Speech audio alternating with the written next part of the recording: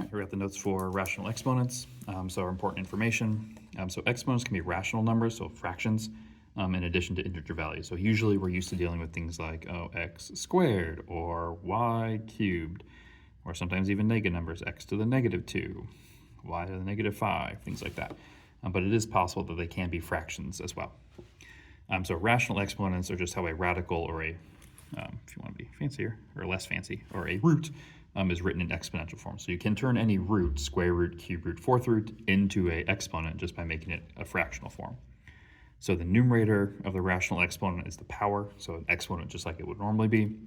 The denominator of the rational exponent is the index. So the type of root is referred to as the index. So for a square root, the index is 2. So square root, your index is 2. If you have a cube root, the index would be 3, so on and so forth. But that becomes the bottom of your fraction, the denominator. And then here's kind of mathy. So x to the a over b. So b is the index, so it's the type of root. The a just stays the exponent. And you can actually do these either way. Because like multiplication, division, roots, and powers are technically the same thing. So whether order of operations wise, this one would be exponent first, then root. This one is root first, then exponent. You would get the same thing either way.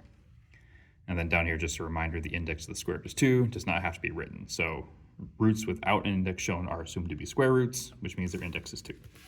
All right, so for this, it's just converting, making sure there's no backside, in radical form. So we're given exponentials, and we want to write these as roots. So the number on top stays the exponent, the number on bottom is the type of root. So for example, x to the 2/7 is the 7th root of x squared. Or the 7th root of x squared. I prefer this method just because it keeps parentheses from happening. So x to the 1/2, the index would be 2. So it would look like that, x to the first. However, this one is kind of a special case. You don't show indexes of 2. You don't show powers of 1, so that is just root x. So if you have 1 in the numerator, you don't have to show the power. If you have 2 in the denominator, you don't have to show the index. For any other case, they all have to be shown. So this one would be the cube root, 3 on the bottom, of x squared.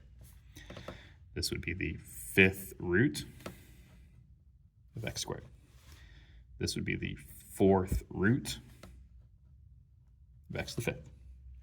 And that's the section. It's pretty brief.